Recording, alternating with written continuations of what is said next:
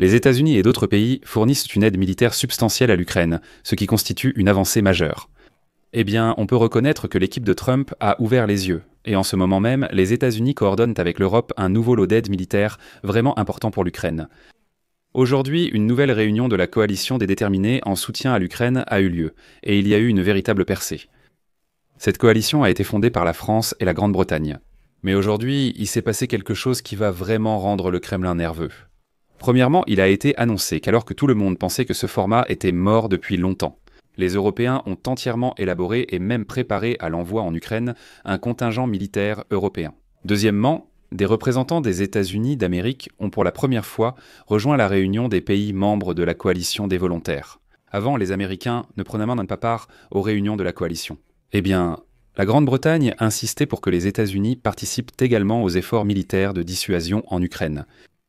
De plus, Washington est d'accord pour transférer de nouveaux systèmes Patriot à l'Ukraine et pousse activement l'Europe à faire de même. D'ailleurs, aujourd'hui, Marco Rubio a déclaré sans détour que si l'Europe affirme que l'Ukraine est importante, alors l'Europe est tout simplement obligée de transférer à l'Ukraine tous ses systèmes de défense aérienne inutilisés. Et quatrièmement, il a été annoncé aujourd'hui que la Grande-Bretagne transfère des milliers de missiles de défense aérienne à l'Ukraine, tandis que d'autres pays européens et les États-Unis ont préparé des paquets d'aide militaire de plusieurs millions. Je m'appelle Alexei Pecci. Nous sommes le 10 juillet, je vais vous en parler plus en détail. Mais avant de commencer, je vous demande de vous abonner à la chaîne, de mettre un like, d'écrire n'importe quel commentaire et surtout de vous abonner à ma chaîne Telegram. Le lien se trouve dans la description de cette vidéo. Alors, aujourd'hui, la Grande-Bretagne et la France ont officiellement annoncé la création du quartier général de la coalition résolue à Paris, qui coordonnera le déploiement des troupes en Ukraine en cas de cessez-le-feu. Dans 12 mois, le quartier général déménagera à Londres, puis reviendra à Paris, et ainsi de suite sur une base rotative. Et c'est ici que ça devient le plus intéressant. Parce que beaucoup pensaient que l'initiative d'Emmanuel Macron et de Keir Starmer d'envoyer des troupes en Ukraine était déjà morte depuis longtemps. En réalité, c'était tout le contraire, mais personne n'en discutait publiquement. Ainsi, la structure de commandement des forces européennes de soutien en Ukraine a été approuvée, et elle se concentrera sur 3 axes principaux. Premièrement, il s'agit de la reconstitution des forces terrestres ukrainiennes, de l'approvisionnement logistique et en armement, ainsi que de la formation des militaires et des instructeurs. C'est le premier axe. Le deuxième concerne la sécurisation du ciel ukrainien afin de permettre la reprise complète des vols civils après la cessation des hostilités. Autrement dit, ce sont précisément les Européens qui assureront la sécurité du ciel ukrainien, et cela empêchera assurément le Kremlin de tenter de rompre la trêve. Et troisièmement, il s'agit d'assurer la sécurité de la navigation en mer Noire. Dans ce contexte, il est question d'élargir les capacités de la Turquie, de la Roumanie et de la Bulgarie pour le déminage maritime et la sécurité des ports. Autrement dit, même la Turquie est prête à s'impliquer dans cette affaire. En fait, à partir de ces 3 points, on peut comprendre que les Européens sont prêts à assumer la part du lion de la sécurité de l'Ukraine après le cessez-le-feu. Oui, je peux comprendre un certain scepticisme à ce sujet, car le mot-clé ici est « en cas de cessez-le-feu ». En d'autres termes, tout cela débutera après une trêve, mais pour le moment, aucun cessez-le-feu n'est envisagé. Mais malgré cela, les Européens ont quand même décidé de créer une structure officielle avec tout un quartier général. Et ici, il faut reconnaître qu'en fait, c'est la première structure interétatique officielle de soutien à l'Ukraine depuis le début de la guerre.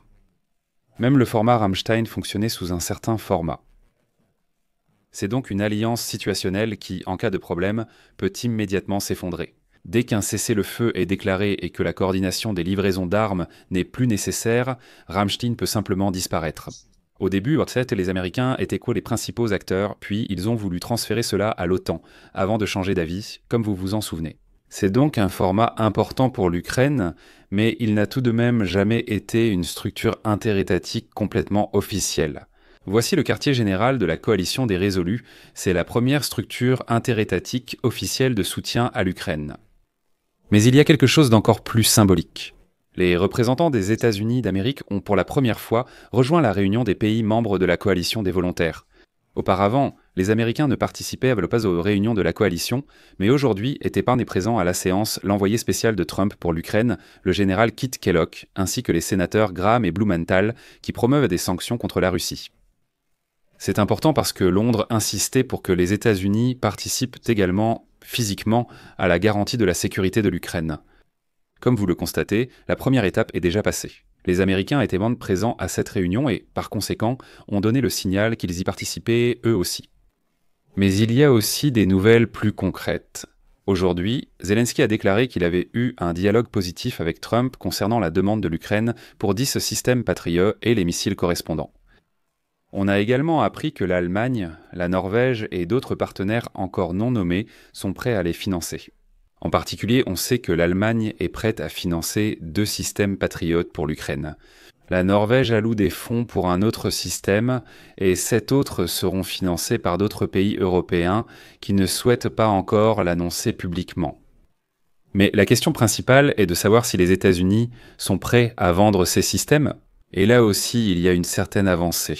Le chancelier allemand Friedrich Merz a déclaré qu'il avait déjà discuté avec Trump de la fourniture d'un plus grand nombre de systèmes Patriot et de missiles pour l'Ukraine, bien que la question ne soit pas encore définitivement réglée. Je vais développer davantage sur la situation. Mais d'abord, je vais citer Friedrich Merz. Les Américains ont eux-mêmes besoin d'une partie des systèmes Patriot, mais ils en ont aussi beaucoup. Il n'est pas encore définitivement décidé si la livraison aura lieu. Mais nous sommes tous les deux d'accord sur le fait que les intérêts de l'Allemagne et de l'Europe en matière de croissance de l'économie, de marché libre, de sécurité énergétique et de liberté politique sont directement liés au soutien de l'Ukraine dans sa lutte contre la Russie. Mais il est évident qu'il y a actuellement des négociations entre l'Europe et les États-Unis concernant qui est prêt à fournir et combien de systèmes Patriot seront livrés à l'Ukraine.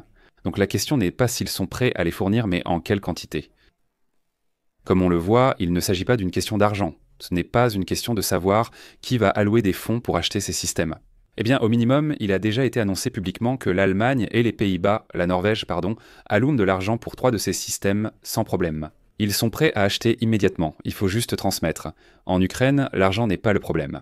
Le secrétaire d'État américain Marco Rubio a déclaré aujourd'hui que les États-Unis veulent aider l'Ukraine à renforcer sa défense antiaérienne et, dans ce but, discutent avec les alliés de l'OTAN pour voir si les Européens peuvent transférer à Kiev les systèmes de défense antiaérienne Patriot qu'ils possèdent. Et là, Marco Rubio ne s'est vraiment pas retenu dans ses propos, aujourd'hui. Même si ce sont précisément les États-Unis qui sont le fabricant des systèmes de défense antiaérienne Patriot et l'opérateur du plus grand nombre de ces complexes dans le monde. Marco Rubio s'est indigné qu'en Europe, personne ne veuille partager ces systèmes avec l'Ukraine. Et maintenant, je vais citer une déclaration très intéressante de Marco Rubio. Si l'Ukraine est vraiment une priorité, comme l'affirment de nombreux pays européens, alors ils doivent être prêts à partager les batteries Patriot dont ils n'ont pas besoin actuellement.